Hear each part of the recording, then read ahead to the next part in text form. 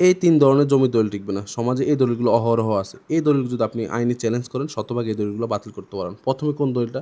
১ম দলিলটা হচ্ছে হেবা দলিল বা গিবত দলিল। ইসলামী আইন অনুযায়ী হেবা অর্থাৎ দান তখনই বৈধ হয়, তার সম্পত্তির প্রকৃত দখলের মাধ্যমে সম্পন্ন হয়ে থাকে। যদি কোনো ব্যক্তি কেবল দলিল করে হেবা করে থাকেন কিন্তু দখল হস্তান্তর না করেন, তাহলে কোর্টে মামলার মাধ্যমে সেই দলিল সহজেই বাতিলযোগ্য হয়ে পড়ে, বাতিল করা যায়। দ্বিতীয়ত হচ্ছে পাওয়ার অফ অ্যাটর্নি আমোক্তারনামা দলিলের আওতায় কেউ যদি হেবা বা দানপত্র করে থাকেন, তবে সেটি বাতিলযোগ্য হবে। আইনে স্পষ্ট বলা আছে, পাওয়ার গ্রহীতা শুধুমাত্র নির্দিষ্ট উদ্দেশ্যে বিক্রি রক্ষণাবেক্ষণের জন্য ক্ষমতা পায়। তার পক্ষে দান বা হেবা করা বৈধ নয়।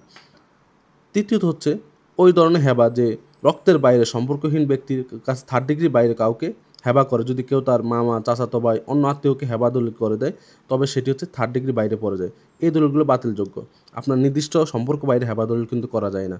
নির্দিষ্ট সম্পর্ক বাইরে যদি আপনি হেবা দলিল করেন, এতে রাষ্ট্রীয় কোষাগার যেমন ক্ষতি হয়, তেমনি আইন অমান্য হয়। সুতরাং এই দলিলগুলো বাতিলযোগ্য হবে। এই ৩ ধরনের দলিল যদি কেউ করে থাকেন, তবে তা কোর্টে সহজে চ্যালেঞ্জ করে বাতিল করতে পারেন।